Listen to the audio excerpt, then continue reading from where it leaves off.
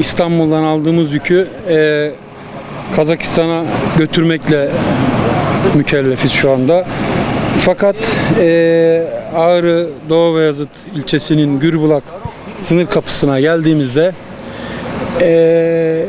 gerekli işlemleri yapıldıktan sonra kapıya yaklaştığımızda yetkili kişilerin bizi uyararak kapının kapandığını söylendi.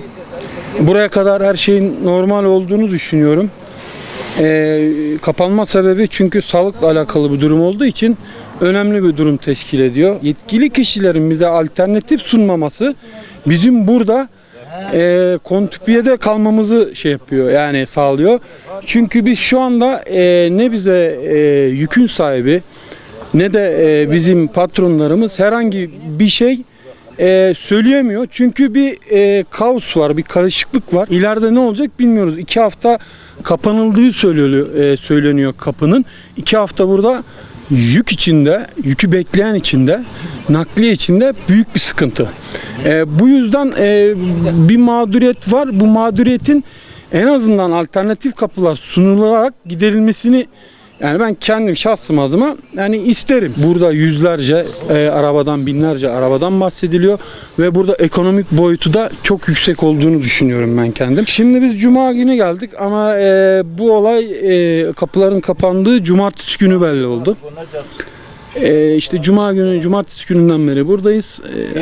Kapı şurada 100 metre önümüzde ama hiçbir şekilde geçemiyoruz. İran arabalarının ülkesine geçmesine izin veriliyor. Diğer arabalarda kendi bildiklerince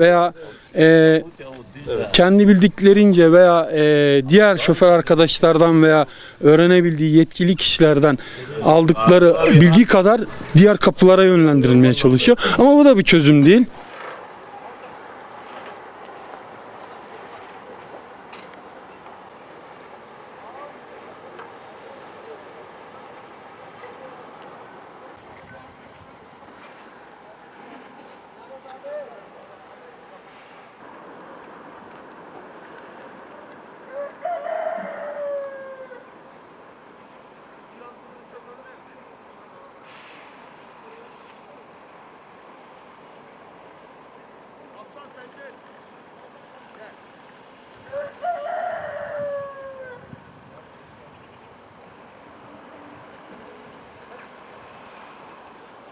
Burada mağduruz.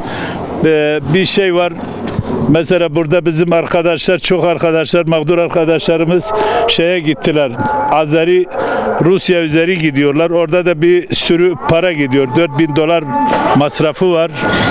Bir an önce bu işin çözülmesini yetkililerden rica ediyoruz. Benim 3 günüm oldu buradayım. Geçici olarak bize söyleniyorlar. Geçici olarak da zaman yok, yani bilmiyoruz. Bunun bir çaresi inşallah çözülecek.